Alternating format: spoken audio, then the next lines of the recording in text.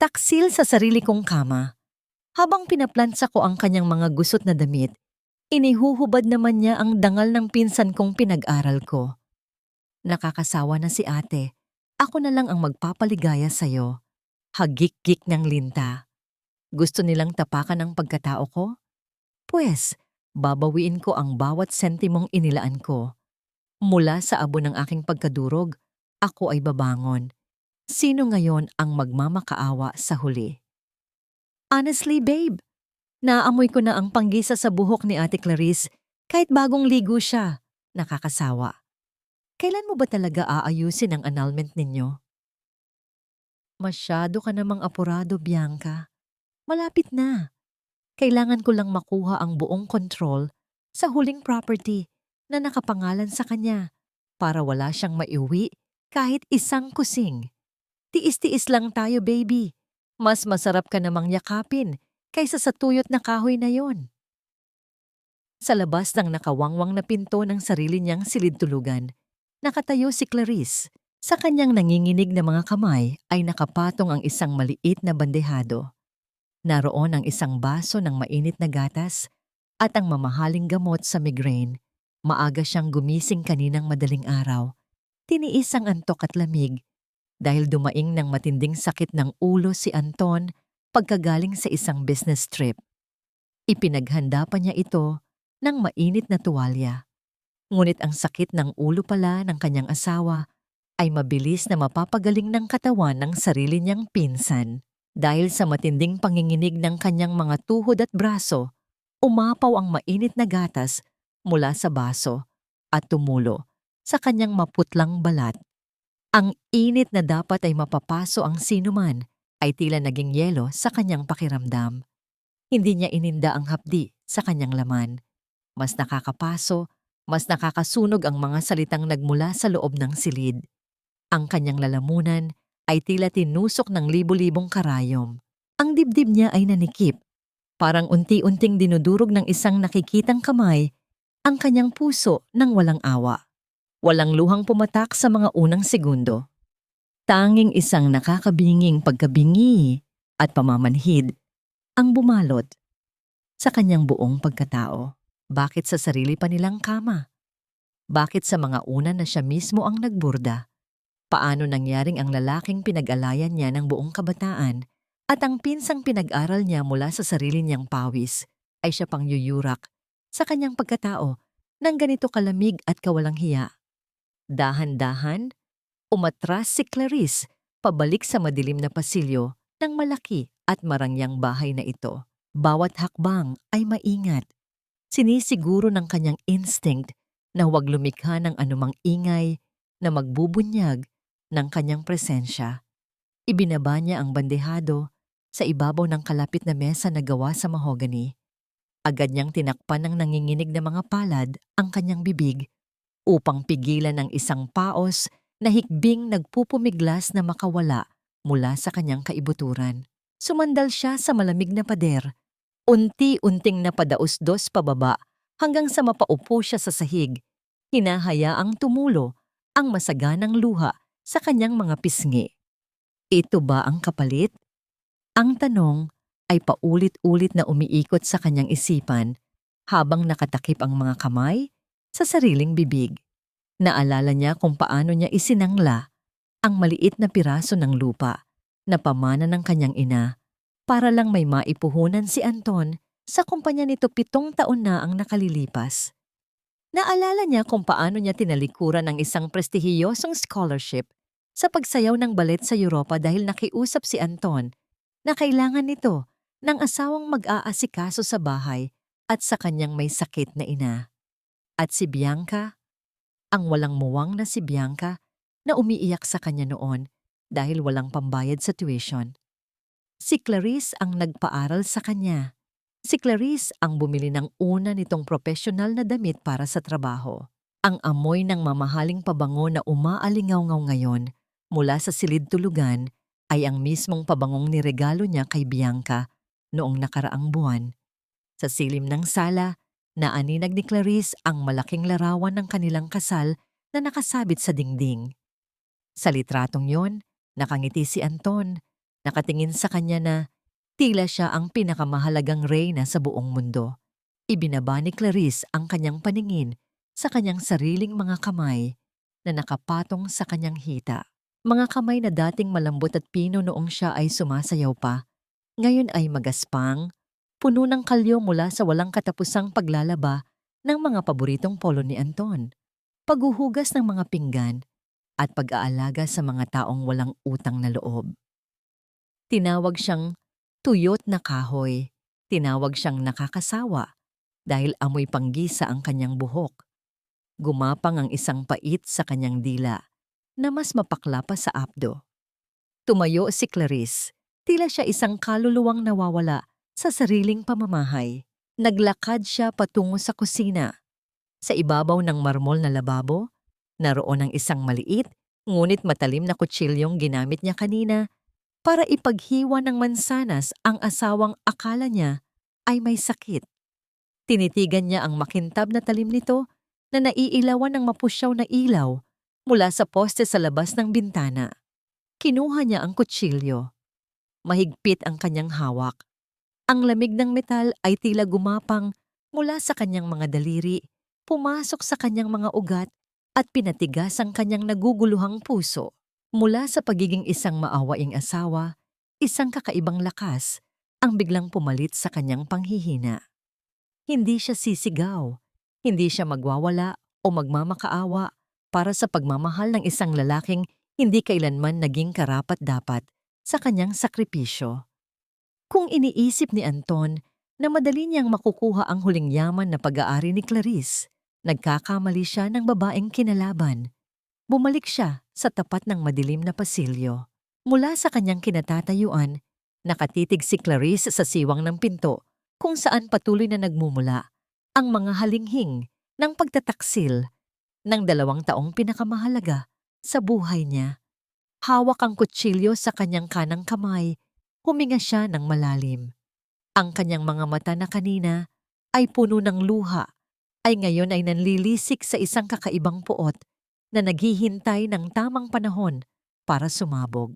Isang matalim na guhit ng kidlat ang nagliwanag sa buong sala mula sa labas ng malaking bintana, sinundan ng isang mabigat at nagbabantang dagundong ng kulog na yumanig sa mga dingding ng mansyon. Pagsikat ng araw, ang maliwanag na sinag nito ay tumama sa mga mata ni Clarice, ngunit hindi nito nagawang bigyan ng init ang kanyang nanlalamig na katawan. Nakaupo pa rin siya sa sahig ng sala, sa mismong pwesto kung saan niya narinig ang kamatayan ng kanyang dangal kagabi. Ang kutsilyong hawak niya ay nakapatong na sa ibabaw ng mesa, malamig at tila nanunuya. Hindi niya iyon ginamit. Alam niya sa kanyang sarili na ang pagdanak ng dugo ay hindi sapat na kabayaran para sa 7 taon ng kanyang buhay na ninakaw. Tumayo siya ng may matinding paghihirap. Ang bawat buto sa kanyang katawan ay tila gawa sa marupok na salamin. Nagtungo siya sa kusina. Sa gitna ng kanyang nagngingit-ngit na kalooban, ang kanyang mga kamay ay tila may sariling isip na nagsimulang maghiwa ng bawang at sibuyas.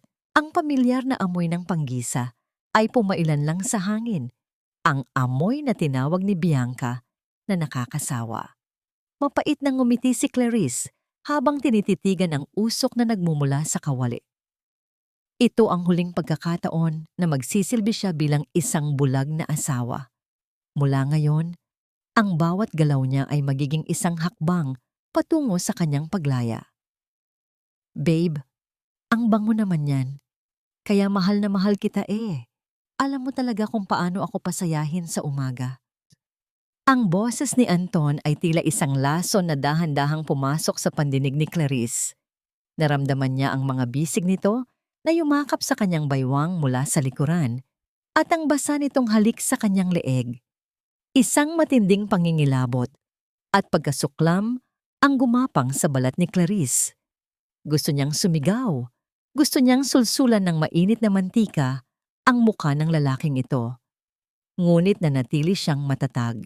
Pinilit niyang iayos ang kanyang mukha. Isinuot ang maskara ng isang masunuring asawa na tila walang anumang alam. Naghanda ako ng paborito mong sinangag at tuyo, Anton. Sabi mo kasi kagabi, masama ang pakiramdam mo. Malumanay na sagot ni Clarice, bagamat ang kanyang boses ay tila nagmumula sa ilalim ng lupa sa sobrang lalim ng kontrol. Oo nga, babe. Salamat sa gatas kagabi ha. Nakatulog ako ng mahimbing dahil doon. Pagsisinungaling ni Anton habang nakangiti, ang mga mata nito ay walang bakas ng kahit anong hiya. Hindi nagtagal ay pumasok na rin si Bianca sa kusina. Suot nito ang isang manipis na pantulog na halos wala nang itinatago sa kanyang katawan. Humalik ito sa pisngi ni Clarice, isang halik na tila turok ng dumi sa kanyang pakiramdam. Good morning, Ate Clarice. Ang aga mo naman atang nagising. Tulungan na kita riyan. Wag na, Bianca. Bisita ka rito, di ba? Maupo ka na lang at pagsilbihan mo ang Kuya Anton mo. Alam mo naman yan, kailangang laging inaasikaso. Sabi ni Clarice, bawat salita ay may dalang patalim na tanging siya lang ang nakakaalam. Habang kumakain ang dalawa, pinapanood sila ni Clarice mula sa lababo. Nakikita niya ang palitan ng mga malalagkit na tingin sa ilalim ng mesa. Nakikita niya kung paano sadyang idikit ni Bianca ang kanyang binti sa hita ni Anton habang kunyari ay kumukuha ng tubig. Ang bawat tawa ni Bianca ay tila isang sampal at ang bawat haplos ni Anton sa kamay ng dalaga ay tila isang saksak sa likod ni Clarice. Ang kanyang dibdib ay naglalagablab sa galit, ngunit ang kanyang muka ay nanatiling kalmado, tila isang lawa na walang anumang alon.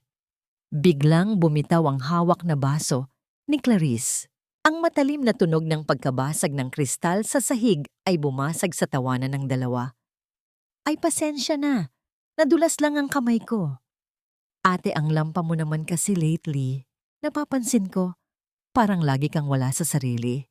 Puna ni Bianca na may halong pangungutya sa kanyang tinig. Siguro nga, kailangan ko lang lumabas para huminga. Anton, pupunta muna ako sa palengke at dadaan na rin ako sa simbahan. Medyo masama ang timpla ng pakiramdam ko. Paalam ni Clarice habang mabilis na nililinis ang mga basag na bubog. Hindi alintana kung masugatan man ang kanyang mga daliri. Mabilis na lumabas ng bahay si Clarice. Hindi siya nagtungo sa palengke. Sa halip, natagpuan niya ang kanyang sarili sa harap ng isang lumang gusali kung saan matatagpuan ang opisina ni Attorney Helen, ang tanging tao na pinagkakatiwalaan niya. Pagdating sa mga usaping legal, sa loob ng opisina, ang amoy ng mga lumang papel at kape ay nagbigay sa kanya ng kaunting kapanatagan. Nang mag-angat ng tingin ang matandang abogado, agad nitong nakita ang guhit ng matinding pighati sa mga mata ni Clarice. Iha, anong nangyari? Bakit ganyan ang hitsura mo? Hindi na napigilan ni Clarice ang kanyang sarili. Ang mga luhang kanina pa niya kinikimkims sa harap ng kanyang asawa ay muling bumalong. Ngunit sa pagkakataong ito, ang kanyang pag-iyak ay hindi dahil sa panghihina, kundi dahil sa pagpapakawala ng huling bahagi ng kanyang pagiging biktima.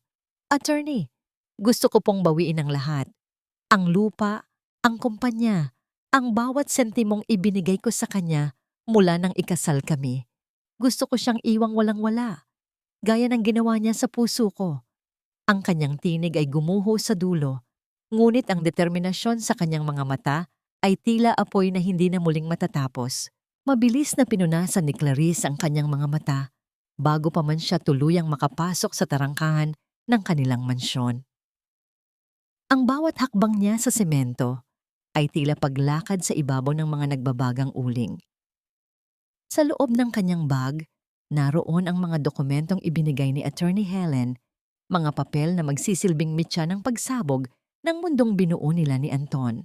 Pagkapasok niya sa pintuan, ang amoy ng mamahaling insenso na pinili ni Bianca ang sumalubong sa kanya. Isang amoy na tila nanunuot sa kanyang balat at nagpapaalala sa kanya na unti-unti nang sinasakop ng linta ang kanyang tahanan. Ate, saan ka ba galing? Kanina pa tumatawag si Kuya Anton. Hindi mo naman sinasagot. Bungad ni Bianca habang nakaupo sa sofa Tila siya na ang may-ari ng bahay.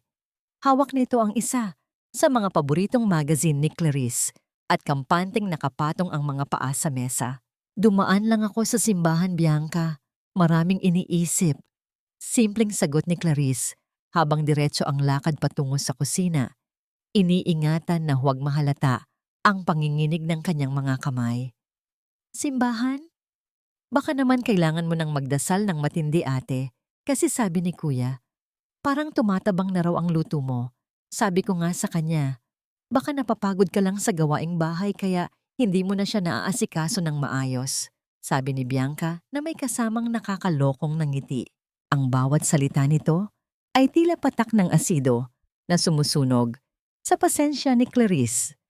Nang dumating si Anton mula sa opisina ng gabing iyon, hindi ito nag-abalang magtanong kung kumusta ang araw ng asawa. Sa halip, agad itong nagreklamo tungkol sa mga bayarin sa bahay. Clarice, bakit ang laki ng bill ng kuryente natin? At itong credit card statement mo, bakit may mga binili kang hindi ko alam? Intindihin mo naman na ako lang ang kumakayod sa pamilyang ito. Wala ka nang ginagawa kundi ang maglinis ng bahay, hindi mo pa magawang magtipid. Tinitigan ni Clarice ang asawa. Gusto niyang isigaw dito na ang kumpanyang ipinagmamalaki nito ay nakatayo sa lupang isinakripisyo niya. Gusto niyang ipaalala na ang perang ginagastos nito sa mga regalo para kay Bianca ay galing sa pawis at pagod niya noong siya pa ang nagtatrabaho para sa kanilang dalawa. Ngunit nanatili siyang tahimik. Pasensya na, Anton. Susubukan kong magtipid sa susunod. Mabuti naman. Kasi kung hindi dahil sa akin, wala ka namang mapupuntahan. Sino ba namang tatanggap sa isang dancer na matagal nang kinalawang ang mga paa? Be thankful na nandito ako para buhayin ka. Dagdag pa ni Anton bago ito tumalikod at pumasok sa banyo. Hating gabi na nang maramdaman ni Clarice na mahimbing na ang tulog ni Anton. Dahan-dahan siyang bumangon. Ang kanyang puso ay tumitibok ng mabilis gaya ng isang ibong nakakulong sa hawla. Maingat siyang lumapit sa vault na nakatago sa likod ng malaking painting sa kanilang kwarto. Alam niya ang password dahil minsan niyang narinig si Anton habang lasing na binubulong ito. Sa loob ng vault, natagpuan niya ang mga folder ng transaksyon ng kumpanya. Sa bawat pahinang tinitingnan niya, lalong lumilinaw ang dumi ng laro ni Anton. Ngunit may isang pangalan ang paulit-ulit na lumalabas sa mga monthly transfer. Roberto. Libo-libong piso ang ipinapadala ni Anton sa taong ito buwan-buwan. Sino si Roberto? At bakit tila itinatago ito ni Anton kahit sa mga official accounting records? Kinuhanan ni Clarice ng litrato ang bawat dokumento. Gamit ang kanyang telepono, sinisigurong walang ingay na malilikha ang bawat pagpindot niya. Nang matapos siya, maingat niyang ibinalik ang lahat sa ayos at dahan-dahang humiga sa tabi ni Anton. Ngunit bago pa man siya tuluyang makapikit, biglang gumalaw si Anton sa kanyang pagtulog. Naramdaman ni Clarice ang bigat ng braso ng asawa na pumulupot sa kanyang baywang. Isang sandali ng katahimikan ang namayani. Ngunit ang kasunod na bulong ni Anton ay tila isang malamig na tubig na ibinuhos sa buong katawan ni Clarice. Bianca, baby, huwag kang aalis. Sa akin ka lang. Ang boses ni Anton ay puno ng pagnanasa habang mas lalong isinisiksik ang mukha sa leeg ni Clarice sa pag-aakalang ang yakap-yakap niya ay ang kanyang kabit. Ang bawat hakbang ni Clarice palabas ng kanilang bahay ng umagang yon ay tila pagtakas mula sa isang kulungang walang rehas. Bit-bit ang kanyang maliit na handbag, nagtungo siya sa isang liblib na coffee shop sa kabilang bayan, malayo sa mga matang maaaring makakilala sa kanya. Doon, naghihintay si Attorney Helen kasama ang isang lalaking may seryosong mukha, isang investor na sa katunayan ay bahagi ng planong binuo ng kanyang abogado upang mabawi ang lupain ng kanyang mga ninuno. Ito na ang mga dokumento, Clarice. Kapag nilagdaan mo ito, ang pagmamay-ari ng lupaing ginamit ni Anton na kolateral ay maililipat na sa isang private holding company na ikaw ang lihim na nagmamay-ari. Magmumukha itong isang normal na bentahan sa mata ng batas. Paliwanag ni Attorney Helen sa isang mahinang tinig. Sapapat lang para marinig ni Clarice. Eksakto sa sandaling hahawakan na ni Clarice ang pluma. Biglang nag-vibrate ang kanyang telepono sa ibabaw ng mesa. Ang pangalan ni Anton ay kumikislap sa screen, tila isang babala. Huminga ng malalim si Clarice at sinagot ang tawag. Pilit na pinapakalma ang kanyang boses. Hello, Anton. Bakit ka napatawag? Nasaan ka? Bakit wala ka sa bahay? Tinatawagan kita kanina pa. Hindi ka sumasagot. Ang boses ni Anton ay puno ng awtoridad at inis. Tila kinukwestiyon ang bawat sentimong kalayaan ng kanyang asawa. Nasa palengke ako, Anton. Namimili ako ng mga kagamitan para sa darating na fiesta sa kabilang barangay. Alam mo namang kailangang maghanda para sa mga bisita mo, di ba?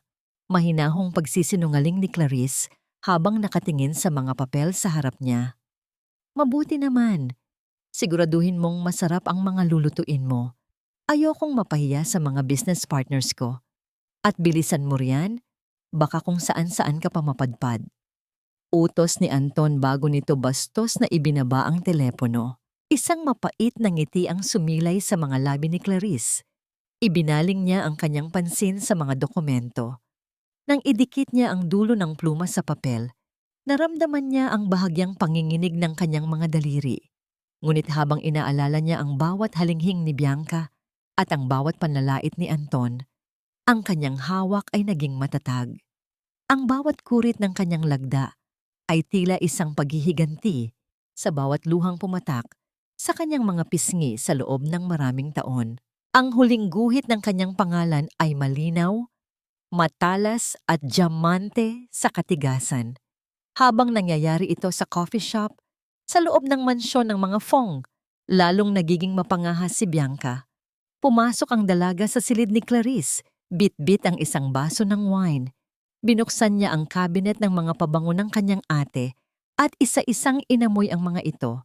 Pinili niya ang pinakamahal na bote, ang paboritong pabango ni Clarice na binili pa nito sa Paris noong nagsasayaw pa ito.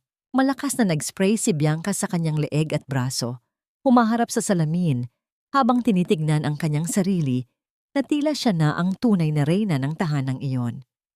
Soon, hindi lang ang pabango mo ang magiging akin, ate. Pati ang titulong Mrs. Fong, kukunin ko na rin sa'yo ng tuluyan.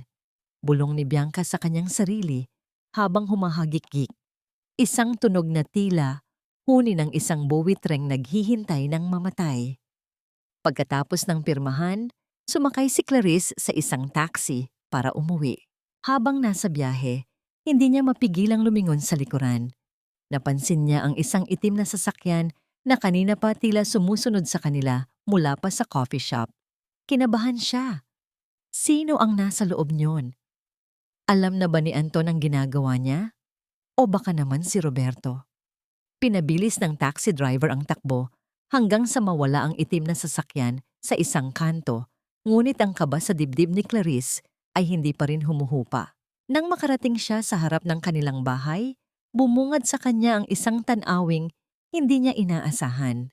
Ang kanyang mga gamit, ang kanyang mga damit, ang kanyang mga libro, at maging ang kanyang mga lumang pointe shoes ay nakakalat sa sahig ng balkonahe, tila mga basurang itinapon ng walang pakundangan. Nakatayo si Bianca sa gitna ng pinto, nakataas ang kilay at nakahalukip-kip ang mga braso. Ate, pasensya na ha. Sabi kasi ni Kuya Anton, masyado nang masikip sa taas. Inilipat ko na ang mga gamit mo sa maliit na silid sa tabi ng kusina. Mas bagay ka roon. Mas malapit sa trabaho mo bilang katulong ng bahay na ito. Ako na ang lilipat sa master bedroom para mas maalagaan ko si Kuya sa gabi.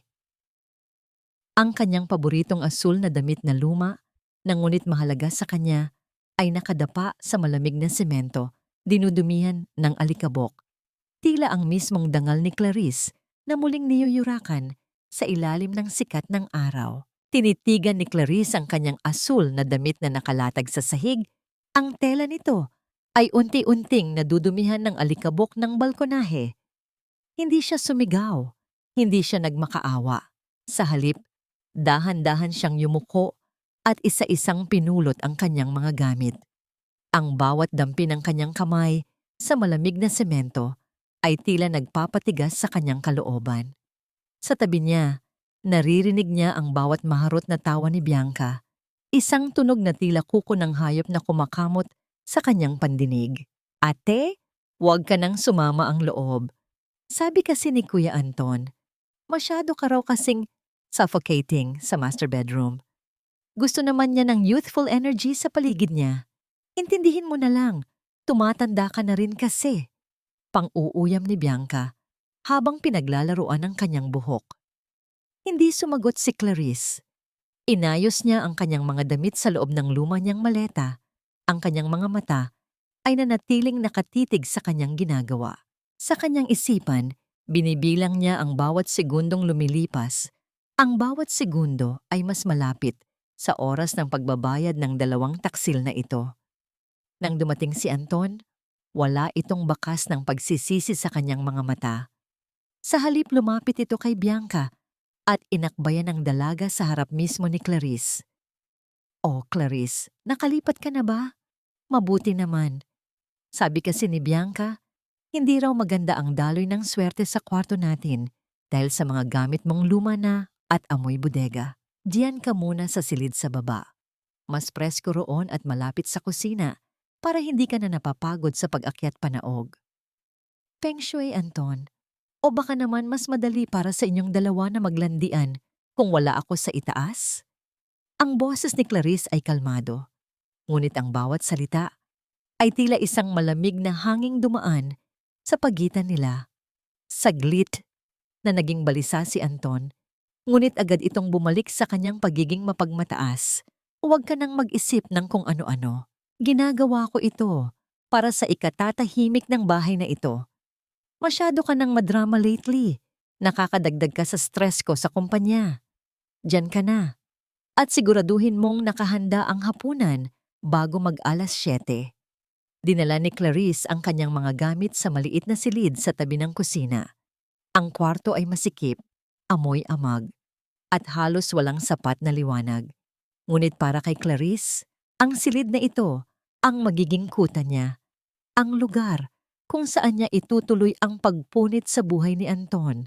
Inilabas niya ang isang lumang sweater na gawa sa lana, ang tanging alaala ng kanyang yumaong ina. Maingat niya itong tiniklop at inilagay sa ibabaw ng kanyang unan.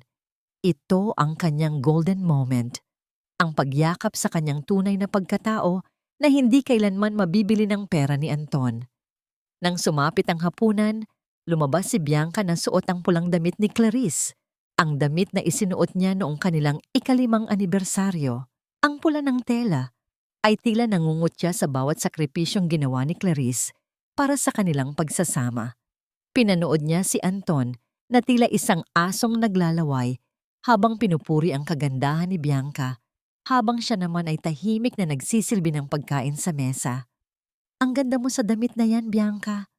Parang mas lalong nagliwanag ang gabi ko." Malagkit na sabi ni Anton habang hinahawakan ng kamay ng dalaga sa ibabaw ng hapagkainan. "Talaga, kuya?" Sabi kasi ni ate, luma na raw ito. Pero sa tingin ko, kailangan lang talaga ng tamang taong magdadala para magmukhang mamahalin muli. Sagot ni Bianca habang nakatingin ng diretso sa mga mata ni Clarice.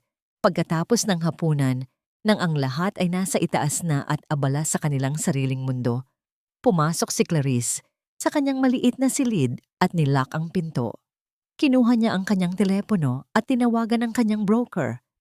"Ipagbili mo ang lahat," ang utos ni Clarice sa isang pabulong ngunit mariing tinig.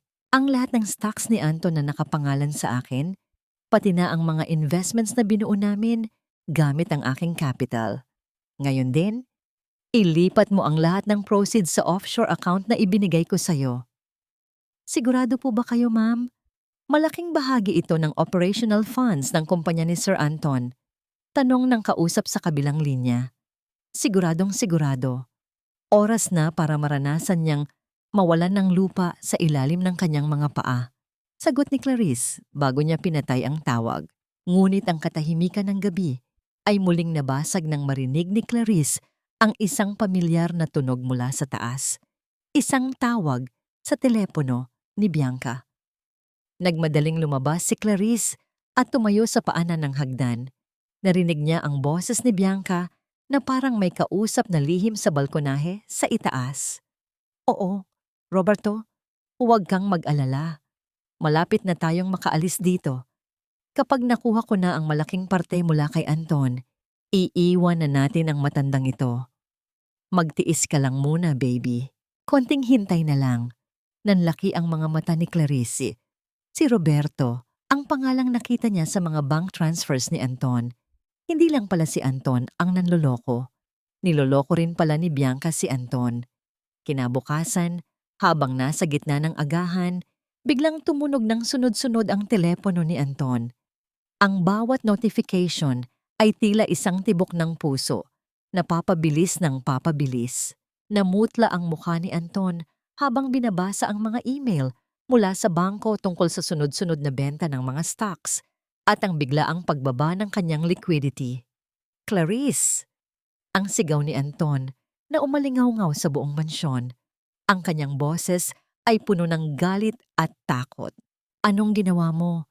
Bakit nagpapadala ng alert ang bangko tungkol sa mga benta ng stocks? Ginalaw mo ba ang mga accounts natin? Tumayo si Clarice mula sa kanyang upuan, isang mahinahon at misteryosong ngiti ang sumilay sa kanyang mga labi. Ang laro ay nagsimula na. Nanlilisik ang mga mata ni Anton habang nakatitig sa screen ng kanyang telepono.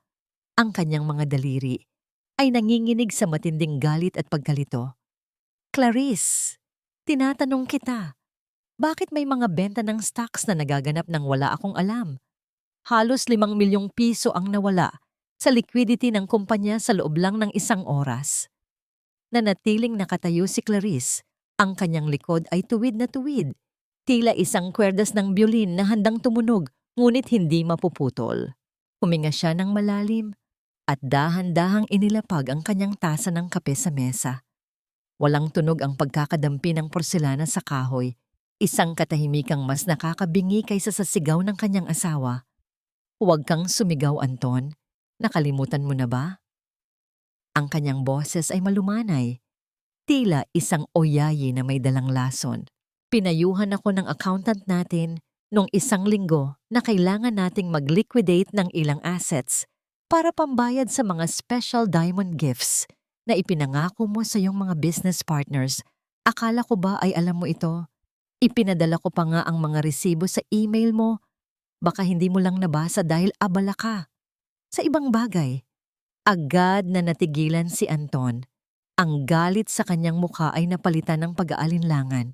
Alam niyang may mga regalo nga siyang binili para kay Bianca at dahil sa takot na mabisto ang kanyang mga sikretong gastos, mas pinili niyang maniwala sa kasinungalingan ni Clarice.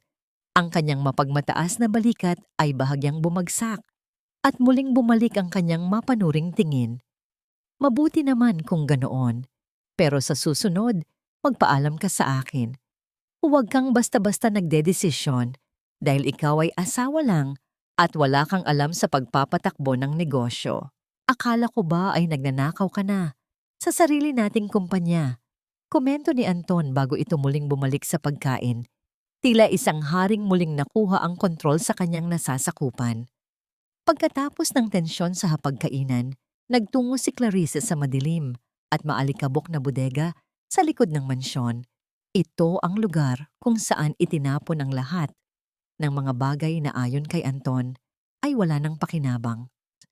Sa ilalim ng mga lumang kahon at sirang muebles, nakakita siya ng isang maliit na maletang gawa sa balat.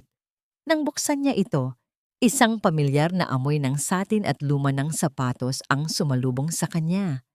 Naroon ang kanyang mga lumang pointe shoes, ang mga sapatos na naging saksi sa kanyang mga pangarap bago niya ito isinuko para sa isang lalaking hindi marunong magpahalaga. Dahan-dahan niyang hinaplos ang kupas na ribon ng sapatos. Ang bawat hibla ng tela ay tila may dalang alaala ng musika at palakpakan. Tila bumalik ang kanyang gunita 10 taon na ang nakalilipas. Nakatayo siya sa harap ng isang malaking bintana sa Paris, hawak ang isang scholarship grant.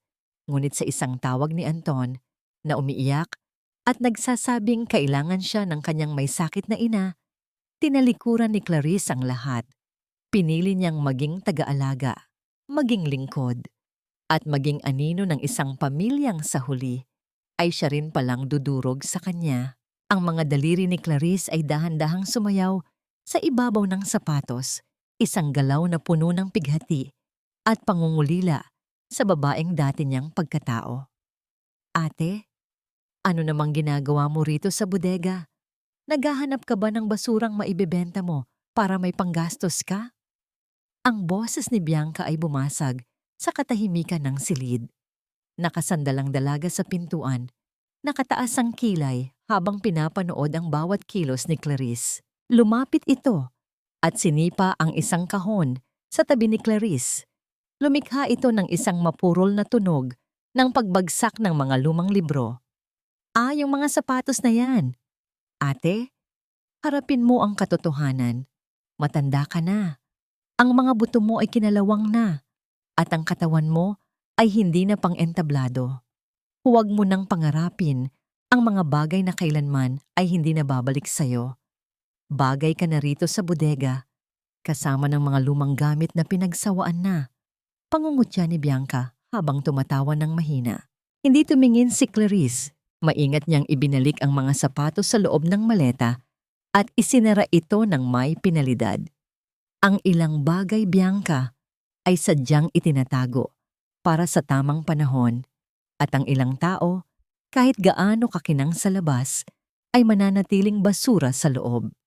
Nang makaalis si Bianca, kinuha ni Clarice ang kanyang telepono at dahan-dahang naglakad patungo sa isang sulok ng bodega kung saan walang makakarinig sa kanya. Tinawagan niya ang isang pribadong travel agent. Gusto kong kumpirmahin ang aking flight. Pabulong niyang sabi sa Tagalog na puno ng determinasyon. Isang one-way ticket patungong Canada. Siguraduhin mong sa pangalan ko lang ito, nakarehistro. At Attorney Helen, pakituloy ang transfer ng huling 50 milyong peso mula sa joint account patungo sa aking lihim na offshore account bago magtapos ang linggong ito. Hindi napansin ni Clarice na sa labas ng bintana ng bodega, nakatayo si Bianca. Nakatapat ang tainga ng dalaga sa dingding. Ang kanyang mga mata ay nanlaki sa narinig. Ang bawat salita tungkol sa 50 milyong peso ay tila isang kuryenteng gumising sa kasakiman ni Bianca. Nabitawan ni Bianca ang kanyang hawak na baso ng juice na dala niya sana para kay Anton. Ang baso ay tumama sa semento, ngunit dahil sa kapal ng damo sa labas, tanging isang mahinang tunog lamang ang nalikha na hindi napansin ni Clarice. Agad na nagmadaling umalis si Bianca. Ang kanyang isipan ay abala na sa pag-iisip kung paano niya gagamitin ang impormasyong ito laban sa kanyang ate. Akala mo ba ay mas matalino ka sa akin, ate? 50 milyong piso? Hati tayo. Kundi ngayon din ay sasabihin ko kay Kuya Anton na ninanakawan mo siya at balak mong tumakas patungong Canada. Ang boses ni Bianca ay tila isang matalim na kutsilyong humiwa sa katahimikan ng bodega. Nakatayo ang dalaga sa may pintuan. Ang kanyang mga kamay ay nakapaawang sa kanyang baywang at ang isang mapanuyang ng ngiti ay nakaukit sa kanyang mga labi. Ang kanyang mga mata ay nanlilisik sa kasakiman, tila isang hayop na nakakita ng biktima. Dahan-dahang tumayo si Clarice mula sa kanyang pagkakaluhod sa tabi ng maleta.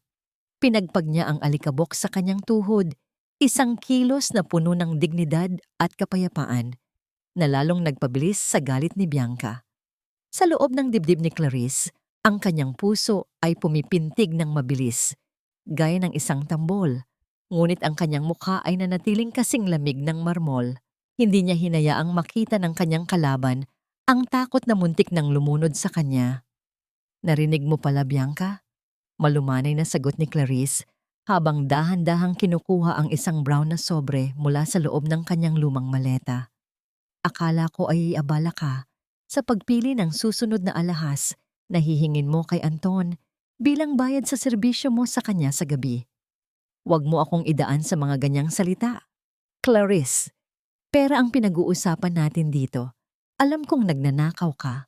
Kapag nalaman ito ni Anton, hindi lang kulungan ang bagsak mo, kundi baka kung saan ka papulutin. Kaya magdesisyon ka na. Hati tayo sa 50 milyon o tapos na ang maliligayang araw mo. Banta ni Bianca habang humahakbang papalapit. Ang kanyang boses ay nanginginig sa excitement ng tila pagkapanalo. Sa halip na matakot, si Clarice ang humakbang papalapit sa kanyang pinsan. Binuksan niya ang sobre at inilabas ang isang tumpok ng mga larawan.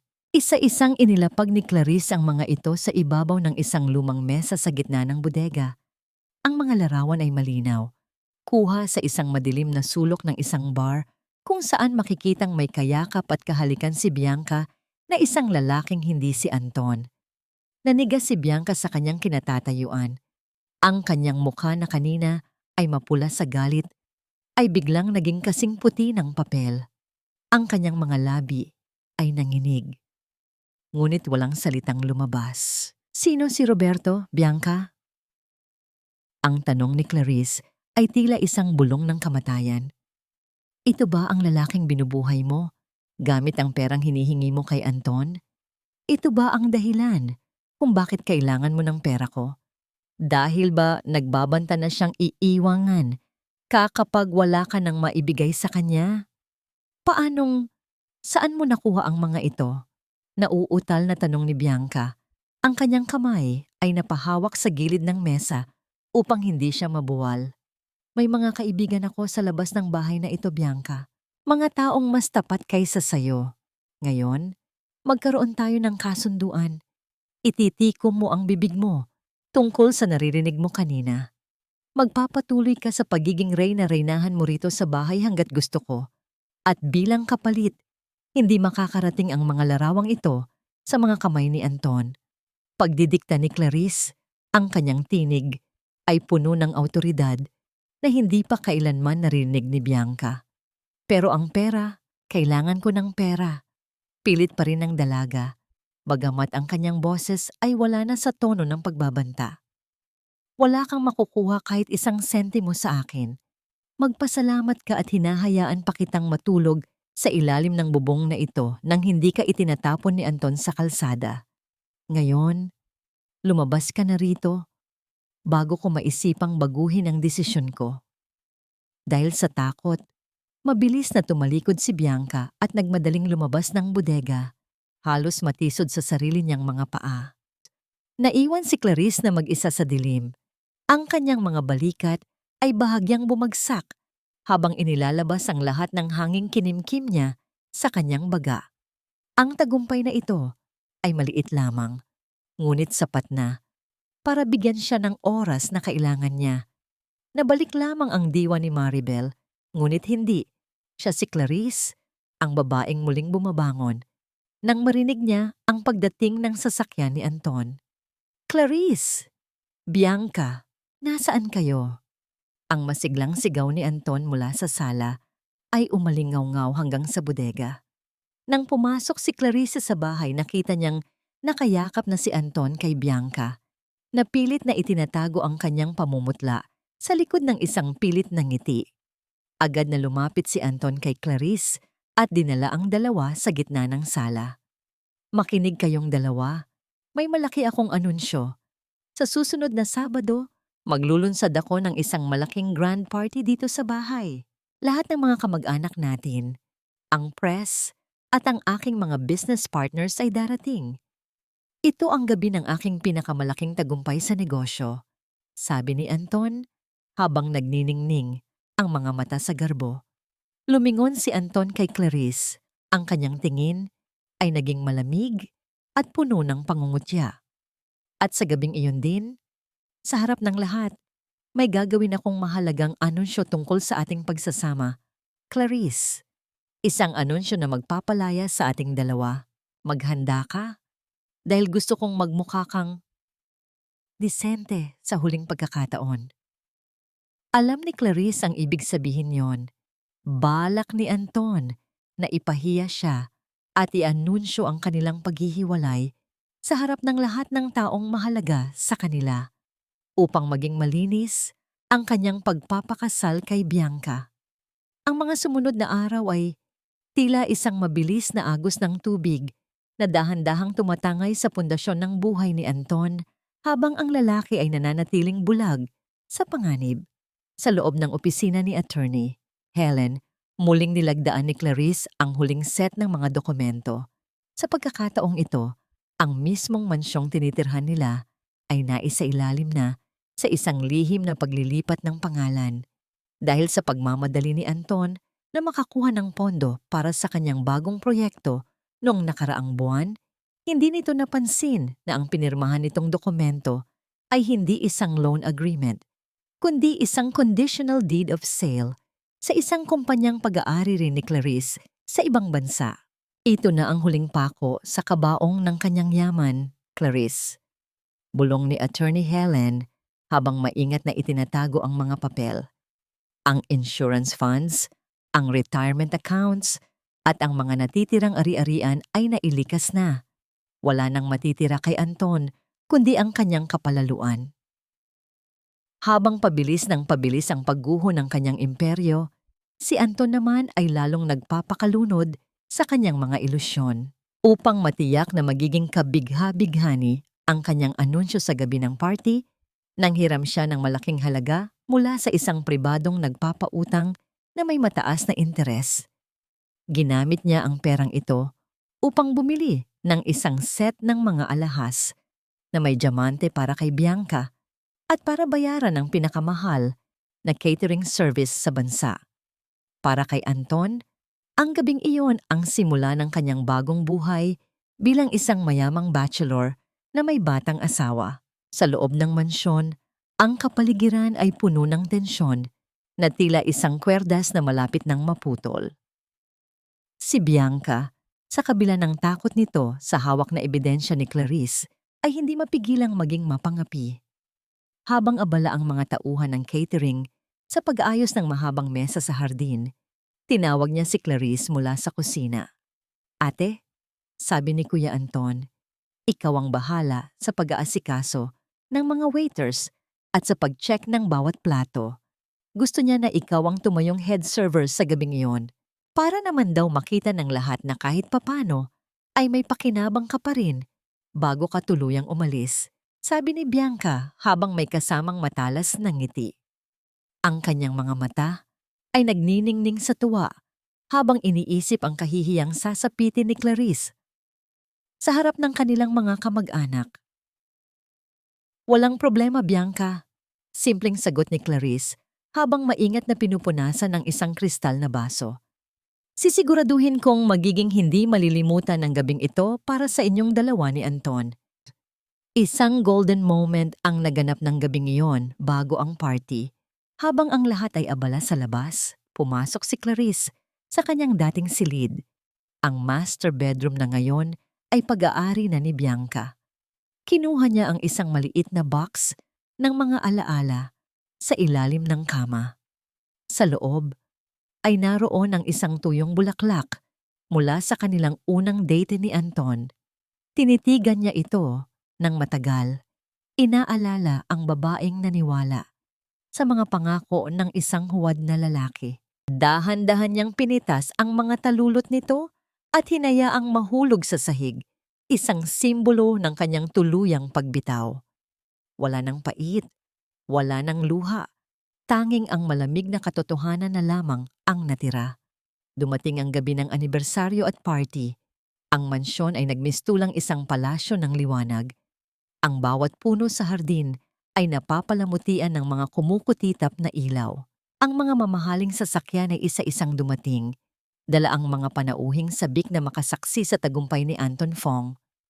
Si Bianca ay nakasuot ng isang kulay gintong gown na halos sumisigaw sa karangyaan, habang si Anton ay nakasuot ng kanyang pinakamahal na suit.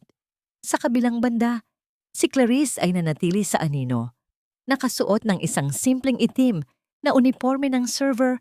Ang kanyang buhok ay maayos na nakapusod. Maraming kamag-anak ang nagbulungan nang makita ang asawa ni Anton na nagsisilbi ng alak. Ngunit ang lahat ay natahimik nang tumayo si Anton sa entablado at kinuha ang mikropono. Mga kaibigan, pamilya, salamat sa pagdating, panimula ni Anton. Ang kanyang boses ay puno ng kayabangan. Ngayong gabi, hindi lang natin ipinagdiriwang ang tagumpay ng aking kumpanya. Ngayong gabi, nais ko ring ipahayag ang aking kalayaan. Isang bagong simula kasama ang babaeng tunay na nagpapasaya sa akin.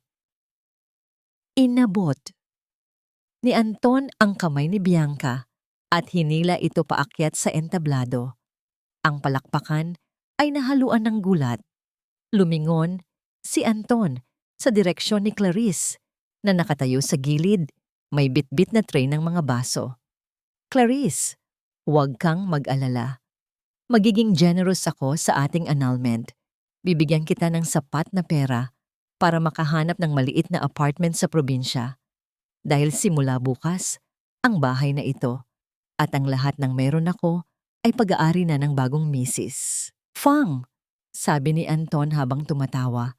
Isang tawa na tila nanunuya sa bawat sakripisyong ginawa ni Clarice. Ngunit sa gitna ng kanyang talumpati, isang itim na sasakyan ang biglang pumarada sa gitna ng garden. Bumasag sa kaayusan ng party. Bumaba ang isang grupo ng mga lalaking nakasuit. Kasunod si Attorney Helen na may hawak na isang tumpok ng mga legal na dokumento. Ang bawat mata ng mga panauhin ay nalipat mula sa entablado patungo sa mga taong kapapasok pa lamang.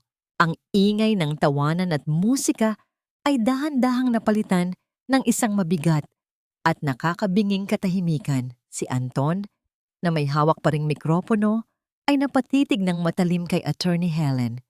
Ang kanyang mukha ay namula sa galit. Iniisip na ang kanyang dating abogado ay naroon lamang upang gumawa ng eksena para kay Clarice. Attorney Helen, anong ginagawa mo rito? Hindi ka imbitado sa pagtitipon na ito. Kung narito ka para ipagtanggol ang asawa ko, nagkakamali ka ng panahon dahil tapos na ang usapan namin. Ang boses ni Anton ay umalingaw-ngaw sa garden, puno ng pagmamayabang at paghamak. Ngunit hindi natinag si Attorney Helen. Humakbang siya pasulong, ang kanyang bawat tapak sa damo ay tila may dalang bigat ng katarungan. Narito ako, Anton, hindi bilang kaibigan, kundi bilang kinatawan ng batas at ng bagong nagmamay-ari ng property na ito. At kasama ko ang mga sheriff at kinatawan mula sa bangko para isagawa ang utos ng korte. Isang malakas na bulong-bulungan ang sumiklab sa hanay ng mga panauhin. Napabitaw si Bianca sa braso ni Anton. Ang kanyang mga mata ay nagsimulang gumala sa paligid ng may takot. Anong bagong may-ari? Pinagsasabi mo? Akin ang bahay na ito. Akin ang kumpanyang ito. Sigaw ni Anton. Ang kanyang boses ay pumiyok dahil sa namumuong kaba sa kanyang dibdib. Inilabas ni Attorney Helen ang isang dokumento at binasa ito sa harap ng lahat. Noong nakaraang buwan, pumirma ka ng isang conditional deed of sale kapalit ng pondo para sa iyong proyekto. Ang dokumentong yun ay ganap ng nais sa katuparan dahil sa hindi mo pagbabayad sa takdang oras. Ang mansyong ito, ang lupaing kinatatayuan ninyo, at maging ang mga kagamitan sa loob ay naisailalim na sa foreclosure at naibenta na sa isang private holding company. Sa madaling salita, Anton Fong, wala ka ng karapatang manatili rito. Tila isang kidlat na tumama sa gitna ng party ang mga salitang iyon. Ang mga business partners ni Anton na kanina ay nakangiti, ay biglang umiwas ng tingin. Ang mga kamag-anak na dati ay pumupuri sa kanya, ay nagsimulang magbulungan ng mga salitang taksil at karma. Hindi maaari. Clarice, Clarice, anong ginawa mo? Lumingon si Anton sa kanyang asawa. Ang kanyang mga mata ay nanlilisik sa galit habang itinuturo ang tray na hawak nito. Dahan-dahang ibinaba ni Clarice ang tray sa isang bakanting mesa. Sa unang pagkakataon sa gabing iyon, Humakbang siya patungo sa gitna ng liwanag. Ang kanyang mukha ay walang bakas ng galit. Tanging isang malalim na katahimikan na tila ba tapos na ang lahat ng bagyo sa kanyang buhay. Ginawa ko lang ang nararapat, Anton. Ibinigay ko sa iyo ang lahat ng pagkakataon para maging tapat. Ngunit mas pinili mong itapon ang lahat para sa isang huwad na ningning. Malumanay na sagot ni Clarice, ang kanyang boses ay malinaw na narinig ng lahat ng naroroon. Sa gitna ng kaguluhan, isang lalaki mula sa mga sheriff ang lumapit kay Bianca. Miss, kailangan din naming kumpiskahin ang alahas na suot ninyo. Ang tseke na ipinambayad ni Mr. Fong para sa diamanteng iyan ay tumalbog na sa bangko ngayong hapon. Ang mga alahas na ito ay kabilang sa mga assets na isinailalim sa seizure. Napahawak si Bianca sa kanyang leeg. Ang kanyang mukha ay punong-puno ng kahihiyan habang ang mga diamanteng kanina ay pinagmamalaki niya ay dahan-dahang tinatanggal sa harap ng maraming tao. Ang bawat sulyap ng mga panauhin ay tila isang latigo na humahagupit sa kanyang balat. Ito ang golden moment ni Clarice sa gitna ng dilim. Hindi siya tumawa, hindi siya nanumbat. Tinalikuran niya ang entablado kung saan nanliliit na ngayon si Anton. Naglakad siya patungo sa loob ng bahay upang kunin ang kanyang nag-iisang maleta. Ang maletang naglalaman ng kanyang mga pointe shoes at ang ilang mahahalagang alaala ng kanyang tunay na pagkatao. Nang lumabas si Clarice sa pintuan ng mansyon, nadaanan niya ang mga sheriff na nagsisimulang maglagay ng yellow tape sa paligid ng bahay. Ang musika ay tuluyan ng huminto. Ang mga ilaw na kanina ay nagbibigay ng ningning ay tila nagmukhang mga mitya ng kandila sa isang lamay. Naiwan si Anton na nakatayo sa gitna ng kanyang mga panauhing isa-isang umaalis. Bit-bit ang kahihiyang kailanman ay hindi na mabubura.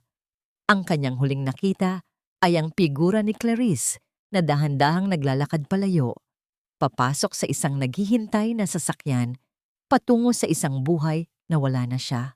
Sa loob ng umaandar na sasakyan, nakasandal ang ulo ni Clarice sa malamig na salamin ng bintana. Pinapanood niya ang mabilis na paglayo ng mga ilaw ng mansyon, ang lugar na itinuring niyang tahanan sa loob ng 7 taon, ngunit naging piitan pala ng kanyang kaluluwa. Sa kanyang kandungan, mahigpit niyang yakap ang maletang naglalaman ng kanyang mga pointe shoes. Ang amoy ng luma at tuyong tela ng sapatos ay tila isang pamilyar na yakap, nagpapaalala sa kanya na sa kabila ng lahat ng nawala, ang kanyang tunay na hilig at pagkatao ay nanatiling buo. Sa labas ng gate ng mansyon, naiwan si Anton na nakatayo sa gitna ng kalsada. Ang kanyang mamahaling suit ay gusot-gusot na, at ang kanyang mukha ay hindi na maipinta sa tindi ng kahihiyan. Sinubukan niyang pumasok muli sa loob, ngunit hinarangan siya ng mga sheriff. Ang mga taong kanina lang ay nakikipagtawanan sa kanya ay mabilis na nag-alisan, umiiwas na madamay sa bumabagsak na bituin. Ang bawat pagbusina ng mga sasakyang umaalis ay tila isang panunuya sa kanyang kasalukuyang kalagayan. Hindi ito maaari. May pagkakamali rito. Ang sigaw ni Anton. Ngunit ang kanyang boses ay nilamon lamang ng ingay ng gabi. Ang dilaw na tape na nakapaligid sa kanyang bahay ay tila isang rehas na naghihiwalay sa kanya mula sa lahat ng karangyaan kanyang pinaghirapan at ninakaw. Sa kabilang bahagi ng hardin, si Bianca ay abala sa pagpupumiglas sa mga tauhan ng security. Sinusubukan niyang bitbitin ang ilang mamahaling bag na nakuha niya sa kwarto ni Clarice, ngunit pilit itong kinukuha sa kanya. Bitawan niyo ako. Akin ang mga ito. Regalo ito sa akin ni Anton. Ang hysterical na sigaw ng dalaga. Ang kanyang gintong gown ay dumi-dumi na dahil sa pagkakaupo sa damuhan. Miss, ang lahat ng gamit sa loob ng bahay na ito ay kabilang sa inventory ng korte. Wala kayong karapatang maglabas ng kahit na ano. Ang malamig na sagot ng opisyal habang kinukuha ang huling bag mula sa kanyang kamay. Ang mukha ni Bianca ay nanginginig sa galit at takot. Lumingon siya kay Anton, ngunit sa halip na pagmamahal, tanging panunumbat ang nakita niya sa mga mata nito. Muling nabalik ang tingin ni Clarice sa kanyang telepono nang tumunog ito. Isang mensahe mula sa kanyang bangko ang bumungad sa kanya. Ang huling kumpirmasyon ng paglipat ng 50 milyong peso sa kanyang offshore account.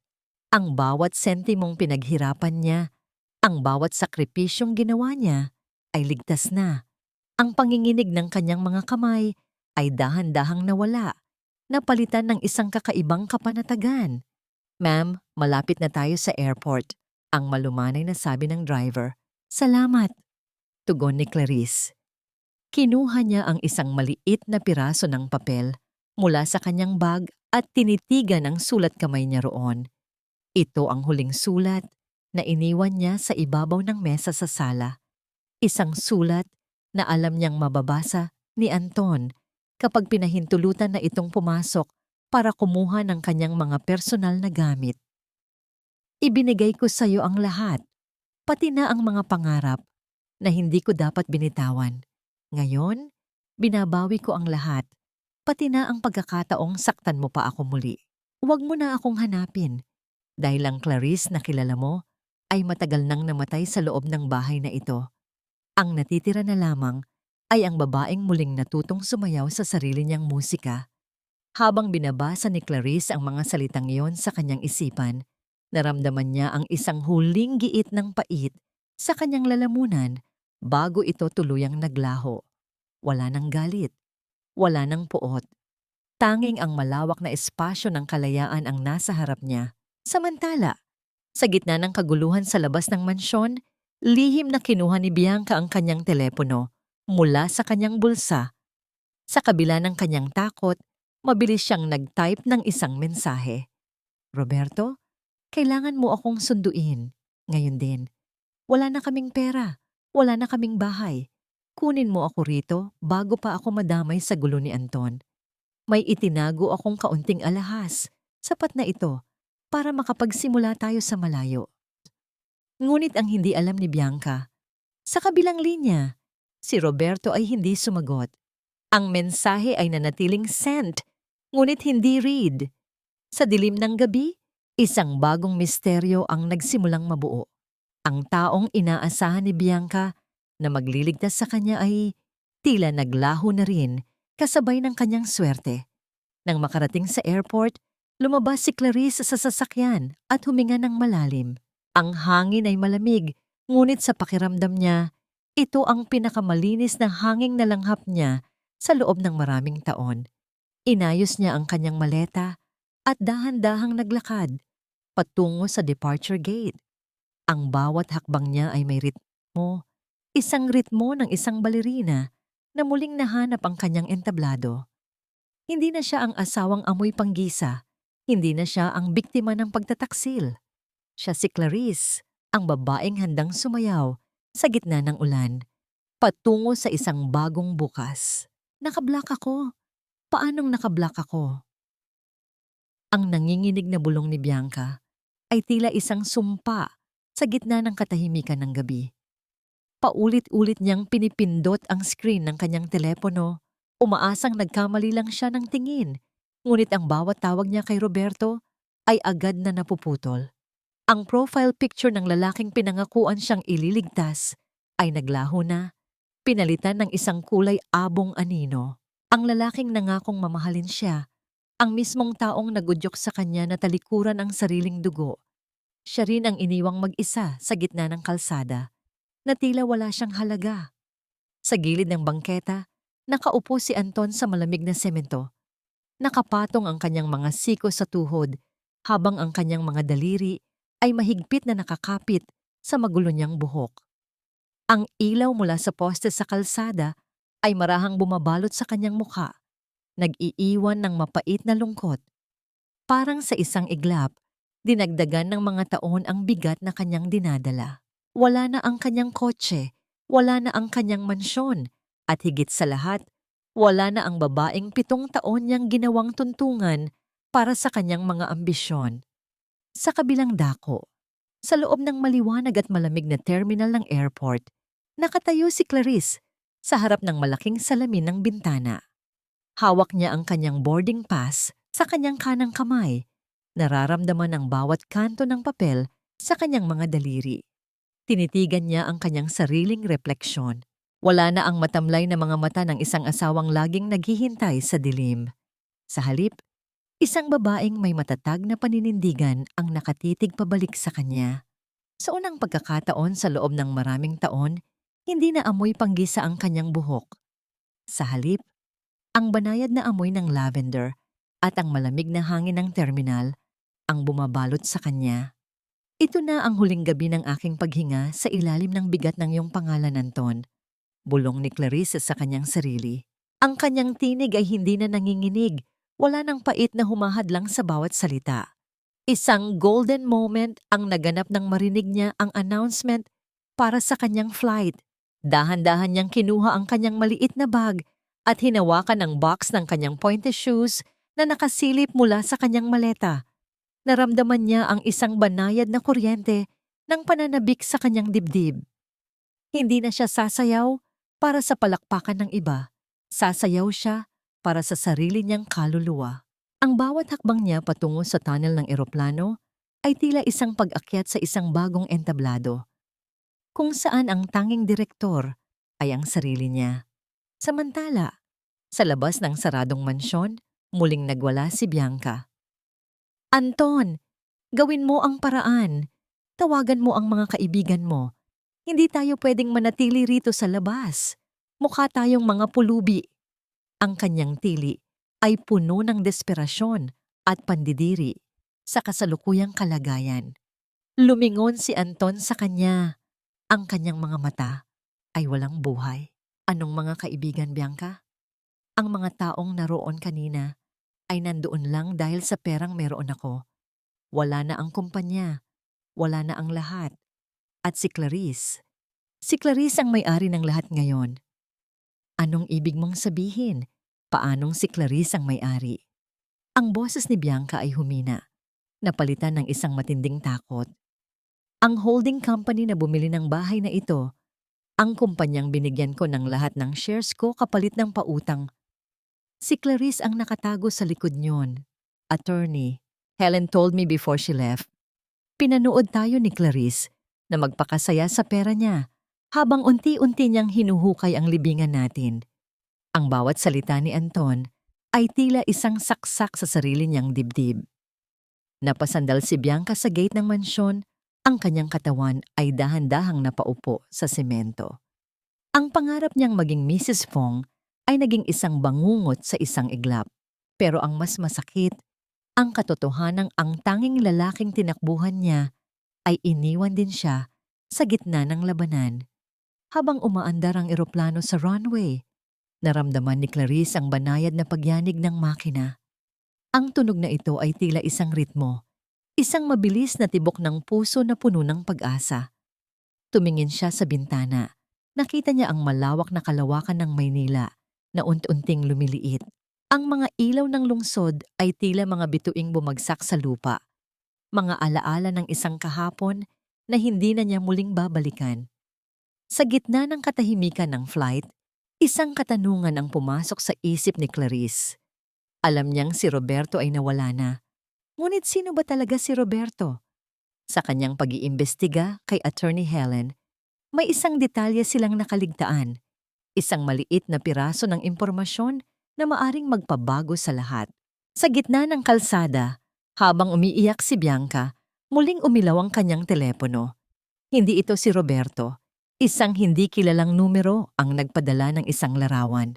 Nang buksan ito ni Bianca, lalo siyang napahagulgol. Ang larawan ay kuha sa loob ng airport, sa loob ng lounge, kung saan nakaupo si Clarice. At sa tabi ni Clarice, nakatayo ang isang lalaki na may hawak na kape, si Roberto. Ngunit hindi si Roberto ang pangalan nito. Sa caption ng larawan, nakasulat ang isang pangalan na nagpaliit sa mundo ni Bianca. Attorney Robert, the senior investigator of the legal team. Lahat ng ito ay isang laro lamang? Ang tinig ni Bianca ay halos hindi na lumabas sa kanyang lalamunan. Ang teleponong hawak niya ay dahan-dahang nalaglag sa maduming semento, ngunit hindi niya nagawang pulutin ito. Ang larawan ni Attorney Robert Ang lalaking akala niya ay kanyang takas. Ang lalaking pinagkatiwalaan niya ng kanyang mga sikreto na nakatayo sa tabi ni Clarice ay tila isang sumpa na paulit-ulit na bumubulag sa kanya. Hindi lang siya nawala ng pera. Siya ay naging isang malaking biro sa gitna ng isang planong mas malaki pa sa kanyang imahinasyon. Sa tabi niya, si Anton ay tumawa ng mahina, isang tawang puno ng pait at kawalang pag-asa. Ngayon alam mo na, Bianca, ang akala mong ginto ay tanso lang pala. Ginamit ka ni Clarice para makuha ang lahat ng kailangan niya laban sa akin. Ang lalaking sinasabi mong nagmamahal sa'yo ay ang mismong taong naghahatid sa atin sa impyernong ito. Hindi, hindi maaari. Mahal ako ni Roberto. Sabi niya, ilalayo niya ako rito. Ang hysterical na sigaw ni Bianca, ang kanyang mga kamay ay nakasabunot sa sarili niyang buhok. Ang kanyang magandang gown na kulay ginto ay wala na ang kinang, nabahiran na ng dumi ng kalsada at ng sarili niyang mga luha. Tumingin si Anton sa paligid. Ang mansyong dati ay puno ng musika at liwanag ay isa na ngayong madilim na anino sa likod ng rehas. Ang bawat bintana ay tila mga matang nakatingin sa kanya ng may pangungutya. Sinubukan niyang tawagan ang kanyang pinakamatalik na kaibigan, ang kanyang kumpare na laging kasama sa mga inuman, ngunit ang tanging sumagot sa kanya ay ang mekanikal na boses ng operator. Isang mensahe ang dumating sa kanyang telepono mula sa kanyang business partner. Huwag mo na akong tawagan, Anton. Ayaw kong madamay sa kaso mo ng fraud at pangungurakot. Tapos na tayo. Isang golden moment ng pag-iisa ang bumalot kay Anton habang ang hangin ng gabi ay humahampas sa kanyang balat. Naalala niya ang bawat pagkakataon na pinagsilbihan siya ni Clarice nang walang reklamo. Ang mga gabing pagod siya mula sa trabaho at laging may nakahandang mainit na sabaw at malambot na unan. Napagtanto niya na ang lahat ng karangyang tinatamasa niya noon ay hindi dahil sa kanyang talino, kundi dahil sa panalangin at suporta ng isang babaeng itinuring niyang basura. Ngayon, ang bawat sentimong pinagkait niya kay Clarice ay siyang lubid na humihila sa kanya pababa. Samantala, sa gitna ng kalawakan, nakaupo si Clarice sa kanyang upuan sa eroplano, nakatingin sa kadiliman sa labas ng bintana. Ang tunog ng makina ay tila isang malalim na paghinga, nagbibigay ng katahimikan sa kanyang isipan. Wala na ang panginginig sa kanyang dibdib. Sa unang pagkakataon, ang kanyang isip ay hindi na abala sa pag-iisip kung anong iluluto o kung paano pasasayahin ang isang lalaking hindi marunong masiyahan.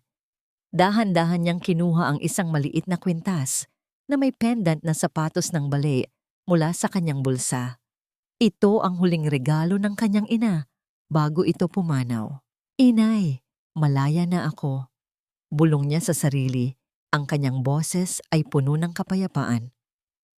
Ang bawat luha na pumatak sa kanyang mga pisngi sa gabing ito ay hindi na luha ng sakit, kundi luha ng paglilinis. Nabalik ang eksena sa kalsada kung saan nagsimula ang isang matinding pag-aaway sa pagitan ni Anton at Bianca. Ikaw ang may kasalanan nito. Kung hindi ka naging gahaman, kung hindi mo ako tinukso, sana ay maayos pa ang lahat. Ang sigaw ni Anton habang dinuduro ang dalaga. Ako? Ako pa ang may kasalanan? Ikaw ang lumapit sa akin. Ikaw ang nangako ng langit at lupa. Ngayon, pareho tayong nasa putikan. Sagot ni Bianca. Ang kanyang boses ay puno ng puot. Ang pagmamahalang akala nila ay matatag, ay dahan-dahang gumuho nang wala ng perang magsisilbing pandikit sa kanilang relasyon. Sa gitna ng kanilang pag-aaway, isang sasakyan ng pulis ang dahan-dahang huminto sa tapat nila. Ang liwanag ng asul at pulang ilaw ay tumama sa kanilang mga mukha, nagbibigay ng isang nakakatakot na katotohanan. Mr. Anton Fong, mayroon kaming warrant of arrest para sa inyo sa kasong large-scale estafa at falsification of public documents. Ang sabi ng opisyal habang bumababa sa sasakyan. Nanigas si Anton sa kanyang kinatatayuan. Ang huling piraso ng kanyang dignidad ay tuluyan ng gumuho nang maramdaman niya ang malamig na bakal ng posas sa kanyang mga pulso. Lumingon siya kay Bianca, umaasang may kaunting awa sa mga mata nito. Ngunit ang tanging nakita niya ay ang likod ng dalaga na mabilis na naglalakad palayo. Iniiwan siya sa gitna ng kanyang sariling pagkawasak. Ang tunog ng bakal na tumama sa semento ay tila isang hatol na umalingaw-ngaw sa buong presinto. Sa loob ng maliit at madilim na selda, nakaupo si Anton sa isang manipis na kutsyon na amoy amag at luma. Wala na ang mga silk sheets na nakasanayan niya. Wala na ang aircon na nagbibigay ng ginhawa sa kanyang mga gabi. Ang tanging kasama niya ay ang malamig na semento at ang anino ng sarili niyang mga pagkakamali na tila sumasakal sa kanyang leeg. Isang tawag lang, officer. Isang tawag lang sa abogado ko. Ang pakiusap ni Anton, ang kanyang boses ay paos at basag. Ngunit ang pulis na nagbabantay ay hindi man lang lumingon. Sa mundong kinalalagyan niya ngayon, ang pangalang Anton Fong ay wala ng halaga. Ang kapangyarihang akala niya ay hawak niya ay naglaho na parang usok sa hangin. Isang golden moment ng matinding pagsisisi ang bumalot sa kanya nang makita niya ang kanyang refleksyon sa maliit na salamin sa loob ng selda. Ang lalaking nakatitig sa kanya ay hindi na ang makisig at mayamang negosyante. Ang mga mata nito ay lubog, ang balat ay maputla, at ang labi ay nanginginig. Naalala niya ang mga kamay ni Clarice, ang mga kamay na laging nagmamasahe sa kanyang balikat kapag pagod siya, ang mga kamay na naghahanda ng kanyang mga gamit sa trabaho. Ang mga kamay na yon ay ang mismong mga kamay na lumagda sa mga dokumentong nagpabagsak sa kanya. Napagtanto niya na sa bawat paghamak niya sa asawa, unti-unti niyang pinuputol ang sarili niyang hininga. Samantala, sa isang malayong bansa, dahan-dahang lumabas si Clarice mula sa labi ng isang maliit ngunit malinis na hotel. Ang hangin doon ay malamig. May kasamang maliliit na butil ng snow na dahan-dahang bumabagsak mula sa langit. Hindi ito ang init ng Maynila na nakasanayan niya. Ngunit para kay Clarice, ang lamig na ito ay tila isang paglilinis. Huminga siya ng malalim. Nararamdaman ang bawat pintig ng kanyang bagong buhay sa kanyang dibdib. Dinala siya ng kanyang mga paa sa isang maliit na studio sa tapat ng kalsada. Isang karatula ang nakasabit sa pintuan. Ballet Instructor Wanted. Isang banayad na ngiti ang sumilay sa mga labi ni Clarice. Kinuha niya ang kanyang telepono at tiningnan ang mensahe ni Attorney Helen. Anton is behind bars. Clarice. Bianca is wandering the streets, homeless. Justice has been served. It's time for you to dance again. Sa kabilang dako, sa isang madilim na eskinita sa Maynila, nakaupo si Bianca sa itaas ng kanyang nag-iisang maleta. Ang kanyang gintong gown ay punit-punit na sa ilalim, at ang kanyang mga paa ay namamaga mula sa mahabang paglalakad. Wala siyang matuluyan. Ang mga kaibigan niyang kasama sa party ay biglang hindi na sumasagot sa kanyang mga text. Ang pamilya niya sa probinsya, na matagal na niyang kinalimutan nang yumaman siya, ay hindi rin siya tinatanggap. Gutom na ako, bulong ni Bianca. Ang kanyang boses ay nilunod ng ingay ng mga sasakyan sa malapit. Nakakita siya ng isang karinderya sa kanto. Ang amoy ng panggisa, ang amoy na dati ay kinasusuklaman niya at pinagtatawanan kay Clarice, ay biglang naging pinakaasam niyang amoy sa mundo. Gusto niyang pumasok at humingi ng kahit kaunting sabaw, ngunit ang huling piraso ng kanyang pride ay pumipigil sa kanya. Isang matandang babae ang lumabas mula sa karinderya at tinignan siya mula ulo hanggang paa. Neng, anong ginagawa mo rito? Mukha kang naliligaw na reyna sa putikan. Hindi nakasagot si Bianca. Ang bawat sulyap ng mga tao ay tila isang sampal ng katotohanan. Ang utang na loob na binaliwala niya ay naging isang malaking pader na humaharang sa kanyang kinabukasan. Ang lahat ng kinuha niya mula kay Clarice ay unti-unting binabawi ng tadhana ng may kasamang interes. Nabalik ang eksena kay Clarice, na ngayon ay nasa loob na ng studio. Inilabas niya ang kanyang mga pointe shoes mula sa maleta. Dahan-dahan niyang isinuot ang mga ito. Itinatali ang mga ribbon ng may pag-iingat at pagmamahal. Tumayo siya sa gitna ng sahig na gawa sa kahoy, nakaharap sa malaking salamin. Sa katahimikan ng silid, tila nakarinig siya ng isang mahinang musika, isang himig ng kanyang kabataan. Itinaas niya ang kanyang mga kamay, itinuon ang kanyang paningin sa isang punto sa malayo at nagsimulang gumalaw. Ang bawat pag-ikot, ang bawat paglundag ay puno ng lakas at emosyon. Hindi na siya ang asawang biktima. Siya ay isang sining. Siya ay malaya. Ngunit ang kanyang pagsasayaw ay nahinto nang bumukas ang pinto ng studio. Isang lalaking may matipunong pangangatawan at may dalang mga bulaklak ang pumasok. Hindi ito si Roberto. Ito ang lalaking naghihintay sa kanya sa kabilang bahagi ng mundo. Ang lalaking matagal nang nagmamahal sa kanya sa anino. "Welcome home, Clarice," ang sabi ng lalaki. Ang kanyang boses ay puno ng init na kayang tunawin ang kahit anong snow sa labas.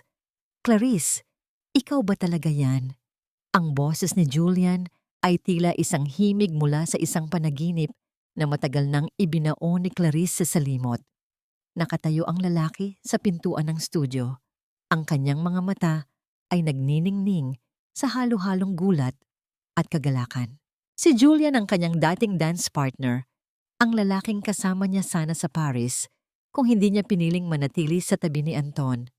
Sa loob ng maraming taon, nanatili si Julian sa anino, pinapanood ang bawat balita tungkol sa kanya, naghihintay ng pagkakataon na muli siyang makitang sumasayaw. Dahan-dahang ibinaba ni Clarice ang kanyang binti mula sa bar ng studio. Ang kanyang hininga ay malalim at ang kanyang balat ay basa ng pawis. Isang pawis na hindi dahil sa gawaing bahay, kundi dahil sa sining na muli niyang niyakap. "Julian, anong ginagawa mo rito?" "Nabalitaan ko ang nangyari. Hinanap kita, Clarice. Hindi ako tumigil hanggang sa mahanap ko ang pangalan mo sa listahan ng mga bagong instructors dito." Lumapit si Julian at inabot ang buke ng mga puting rosas. "Hindi ka dapat naririto lang sa dilim. Ang mundo ay naghihintay sa iyong muling pag-ikot." Isang golden moment ang namayani sa pagitan nila nang hawakan ni Julian ang kamay ni Clarice. Hindi ito ang hawak ni Anton na tila isang pag-aari, kundi isang hawak na puno ng respeto at paghanga. Naramdaman ni Clarice ang isang pamilyar na init na dahan-dahang tumutunaw sa yelo sa kanyang puso. Napagtanto niya na sa kabila ng lahat ng pagtataksil na naranasan niya, mayroon pa ring mga tao na nakakakita sa kanyang tunay na halaga. Samantala, sa isang masikip at mabahong selda sa Maynila, muling nakatikim si Anton ng mapait na katotohanan. Dumating ang kanyang huling bisita, hindi ang kanyang abogado, kundi si Attorney Helen na may dalang mga dokumento para sa pinal na pirmahan ng annulment. "Pirmahan mo na ito, Anton. Wala ka ng ibang opsyon. Ang lahat ng ebidensya ng iyong mga illegal na transaksyon ay nasa kamay na ng prosekusyon. Ang pagpirma mo rito ang tanging paraan para mabawasan ang iyong sentensya." Ang malamig na pahayag ni Attorney Helen habang inilalapag ang pluma sa maliit na butas ng rehas. Tinitigan ni Anton ang papel. Ang pangalan ni Clarice ay nakasulat doon ng malinaw. Naalala niya ang araw ng kanilang kasal, kung paano niya ipinangako na aalagaan niya ito habang buhay. Isang matinding pighati ang kumurot sa kanyang dibdib. "Nasaan siya, attorney? Gusto ko lang siyang makausap. Kahit isang minuto lang." "Wala na siya, Anton. Nasa isang lugar na siya kung saan hindi mo na siya maaabot. Ang huling mensahe niya para sa'yo, huwag mo na siyang hanapin sa iyong mga alaala dahil ang alaala mo ay ang kulungan mo." Tugon ni Attorney Helen bago niya kinuha ang pinirmahang papel at tumalikod ng walang lingon. Naiwang mag-isa si Anton. Ang tunog ng papalayo na sapatos ni Attorney Helen ay tila bawat tibok ng orasan na nagpapaalala sa kanya ng kanyang habambuhay na pagkakasala. Napahagulhol siya ng tahimik Ang kanyang mga luha ay pumatak sa maduming semento ng selda. Wala nang Bianca na yayakap sa kanya. Wala nang Clarice na magsisilbi. Tanging ang pagsisisi na huli na ang lahat ang natitira sa kanya. Sa labas, sa gitna ng mataong kalsada ng Apo, nakatayo si Bianca sa tapat ng isang tindahan ng telebisyon. Gutom na gutom siya. Ang kanyang tiyan ay tila kinakain ang sarili nito. Ngunit napatigil siya nang makita ang isang balita sa screen. Isang live coverage mula sa isang international dance competition sa Canada. Ang kamera ay nakatutok sa isang babaeng nakasuot ng puting tutu. Ang kanyang mga galaw ay tila isang tula sa hangin. Isang malaking sorpresa ang pagbabalik ng sikat na Filipina ballerina na si Clarice Fong. Ngayon ay kilala na bilang Clarice de la Cruz matapos ang 7 taong pananahimik, ang sabi ng newscaster. Napaupo si Bianca sa semento. Ang kanyang mga mata ay nanlilisik sa inggit at bighati. Nakikita niya si Clarice na hinahawakan ng tropeo kasama ang isang gwapong lalaki sa kanyang tabi. Samantalang siya, si Bianca, ay nanghihingi ng tirang pagkain sa gilid ng kalsada. Ang bawat palakpakan na naririnig niya mula sa telebisyon ay tila mga sampal na paulit-ulit na bumubugbog sa kanyang pagkatao. Bakit siya pa rin? Bakit siya pa rin ang masaya? Ang pait na tanong ni Bianca sa kanyang sarili. Habang ang ulan ay nagsimulang pumatak, hinahalo ang kanyang mga luha sa dumi ng kalsada. Nabalik ang eksena kay Clarice na ngayon ay nasa likod ng entablado matapos ang kanyang matagumpay na performance. Hawak niya ang kamay ni Julian. Ang kanyang puso ay puno ng pasasalamat. Tiningnan niya ang kanyang mga pointe shoes na ngayon ay may bahid na ng pagod, ngunit puno ng dangal. Handa ka na bang magsimula muli, Clarice? Tanong ni Julian nang may ngiti. Hindi ko na kailangang magsimula muli, Julian. Sagot ni Clarice habang nakatingin sa malayo. Dahil ang totoo, hindi naman ako huminto. Natuto lang akong maghintay para sa tamang musika. Ang bawat himig ng piano sa loob ng studio ay tila isang banayad na haplos sa kaluluwa ni Clarice. Nakatayo siya sa gitna ng silid, pinapanood ang isang grupo ng mga batang babae na seryosong sumusunod sa kanyang bawat galaw. Wala na ang mabigat na pasanin sa kanyang mga balikat. Ang kanyang mukha, na dati ay laging balot ng pag-aalinlangan, ay ngayon ay nagniningning sa isang uri ng kapayapaang tanging ang mga nakalampas sa matinding bagyo lamang ang nakakaalam. Sundan ninyo ang daloy ng inyong paghinga, malumanay na turo ni Clarice sa mga bata. Ang pagsasayaw ay hindi lamang tungkol sa galing ng paa, kundi tungkol sa katapatan ng puso. Sa gilid ng pintuan, nakasandal si Julian, tahimik na pinagmamasdan ang babaeng matagal niyang hinintay. Nang matapos ang klase at sa isang nagpaalam ang mga bata, lumapit si Julian at inabutan si Clarice ng isang baso ng tubig. Ang kanilang mga daliri ay bahagyang nagtagpo, isang simpleng haplos na nagpadala ng kuryente ng kapanatagan sa buong katawan ni Clarice. Ito ang kanyang golden moment, ang mapagtanto na sa wakas, nahanap na niya ang kanyang tahanan sa piling ng isang taong hindi siya kailanman susubukang ikulong sa isang kahon. Iniisip mo pa ba sila? Tanong ni Julian habang pinupunasan ang pawis sa noo ni Clarice gamit ang isang malinis na bimpo. Minsan, pag-amin ni Clarice habang nakatingin sa labas ng bintana kung saan dahan-dahang lumulubog ang araw. Pero hindi na dahil sa sakit. Iniisip ko sila dahil sila ang nagturo sa akin na ang pinakamahalagang pag-ibig ay ang pag-ibig na ibinibigay ko sa aking sarili. Kung hindi dahil sa kanila, baka hanggang ngayon ay amoy panggisa pa rin ang aking mga pangarap. Sa mamantala, sa isang malayong sulok ng Maynila, sa loob ng isang masikip at maingay na pampublikong ospital, nakahiga si Anton. Ang kanyang katawan ay payat na dahil sa sakit at sa hirap ng buhay sa loob ng kulungan. Dahil sa kawalan ng pera para sa pampagamot, inilipat siya sa charity ward kung saan ang amoy ng gamot at pighati ay nanunuot sa bawat sulok. Ang lalaking dati ay kumakain sa mga mamahaling restaurant ay ngayon ay naghihintay na lamang ng rasyon ng matabang na lugaw. Isang lumang dyaryo ang nakalapag sa tabi ng kanyang kama. Ang headline ay tungkol sa tagumpay ng De La Cruz School of Ballet sa ibang bansa. Tinitigan ni Anton ang larawan ni Clarice na nakangiti, katabi ang isang lalaking may hitsura ng isang tunay na Ginoo. Ramdam ni Anton ang isang matinding hapdi sa kanyang lalamunan, hindi dahil sa sakit, kundi dahil sa katotohanang siya ang kumuha ng sarili niyang pagkakataon na maging bahagi ng kaligayahang iyon. Isang patak ng luha ang gumulong mula sa kanyang mata.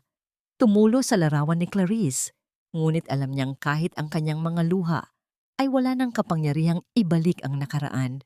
Sa kabilang dako, sa ilalim ng isang flyover sa gitna ng maingay na traffic, nakaupo si Bianca. Hawak niya ang isang plastik na baso, umaasa sa barya mula sa mga dumadaan. Ang kanyang buhok ay madungis na, at ang kanyang gintong gown ay matagal na niyang naibenta para sa ilang pirasong tinapay. Ang bawat busina ng mga sasakyan ay tila panunuya sa kanyang boses na dati ay punong-puno ng kayabangan. Nang may dumaang isang magarang sasakyan, nakita niya ang sarili niyang refleksyon sa makintab nitong pinto. Napalingon siya at agad na nagtakip ng mukha. Ang kahihiyang dulot ng kanyang pagtataksil sa sariling pinsan ay isang aninong hinding-hindi niya matatatakasan. Kahit sa ang sulok ng kalsada, siya magtago. Nabalik ang eksena sa Canada. Pagkatapos ng kanilang huling klase para sa araw na yon, lumakad sina Clarice at Julian sa gilid ng isang lawa. Ang tubig ay kalmado, sumasalamin sa malawak na kalangitan. Huminto si Clarice at tumingin sa kanyang mga kamay. Wala na ang mga kalyo ng gawaing bahay, napalitan na ito ng lambot ng isang balerina. "Julian, salamat!" bulong ni Clarice. "Para saan?" tanong ni Julian habang inilalagay ang kanyang braso sa balikat ng dalaga. "Para sa paghihintay, para sa paniniwala na ang isang tuyot na kahoy ay maaari pa palang mamulaklak," sagot ni Clarice habang isinasandal ang kanyang ulo sa balikat ng lalaki. Sa huling sandali ng gabing iyon, bago sila tuluyang umalis sa dalampasigan, kinuha ni Clarice ang kanyang lumang singsing na galing kay Anton, ang huling bagay na nag-uugnay sa kanyang nakaraan.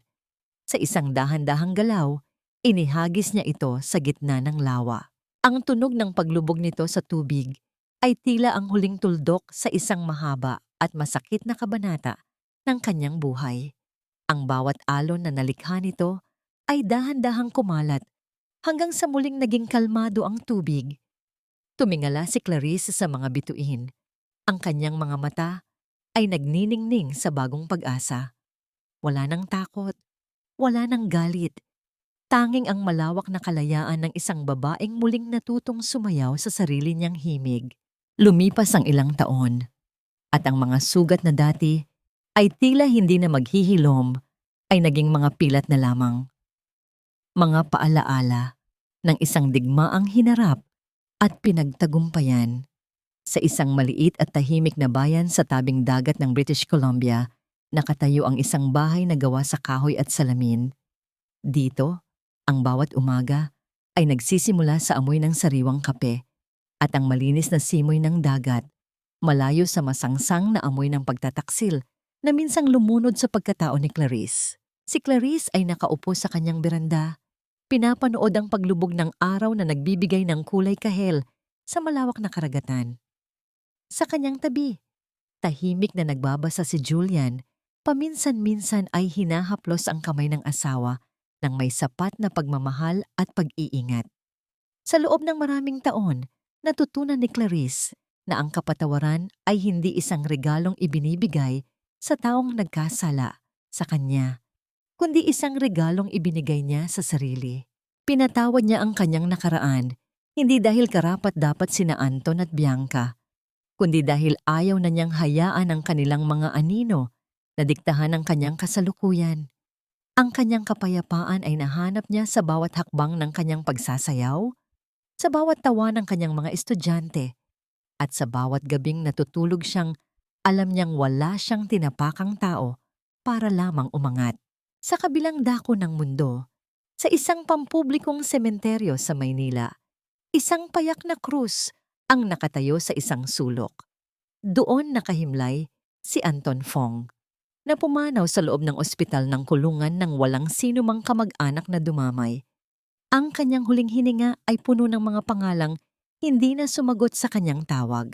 Namatay siyang bitbit ang bigat ng kanyang pagsisisi, isang aral na ang yaman at kapangyarihan ay tila buhangin na madaling tinatangay ng hangin kapag ang pundasyon nito ay pandaraya at kawalang hiyaan. Samantala, isang babaeng may maruming mukha at nanlilimahid na damit ang madalas makitang naglalakad sa labas ng bakod ng dating mansyon ng mga Fong. Si Bianca ay nananatiling bilanggo ng sarili niyang kasakiman. Ang kanyang isipan ay tila tumigil sa gabing iyon ng party. Paulit-ulit na hinahanap ang diamanteng kinuha sa kanya at ang lalaking Roberto na kailanman ay hindi naman talaga naging kanya. Ang kanyang buhay ay naging isang buhay na babala sa lahat, na ang bawat utang na loob na binaliwala at bawat tiwalang sinira ay may katapat na kabayaran na hinding-hindi matatakasan. Ang kwento ni Clarice ay hindi lamang kwento ng isang babaeng ipinagpalit at sinaktan. Ito ay isang paalaala sa bawat babaeng nakikinig na ang iyong halaga ay hindi sinusukat sa kung gaano kakahusay magsilbi sa iba, kundi sa kung paano mo pinahahalagahan ang sarili mong pangarap. Ang tunay na pagsasakripisyo ay may hangganan at ang pag-ibig na humihingi ng iyong buong pagkatao kapalit ng iyong dignidad ay hindi pag-ibig kundi isang gapos. Natapos ang kabanata ng kanyang buhay sa isang masayang himig. Isang gabi, muling tumayo si Clarice sa harap ng isang maliit na entablado para sa isang charity gala. Habang ang spotlight ay tumatama sa kanyang mukha, hindi na siya ang biktima ng kahapon, siya ang reyna ng kanyang sariling tadhana. Sa bawat pag-ikot niya, tila isinasalaysay niya ang kanyang paglalakbay, mula sa dilim ng kusina, patungo sa liwanag ng entablado, mula sa amoy ng panggisa, patungo sa samyo ng kalayaan. Ang huling sulyap ni Clarice sa langit bago magtapos ang kanyang sayaw ay puno ng pasasalamat. Sa wakas, ang musika ay naging kanya, ang entablado ay naging kanya, at ang buhay, sa kabila ng lahat ng sakit, ay muling naging isang magandang sayaw na karapat-dapat na ipagpatuloy hanggang sa huling kumpas.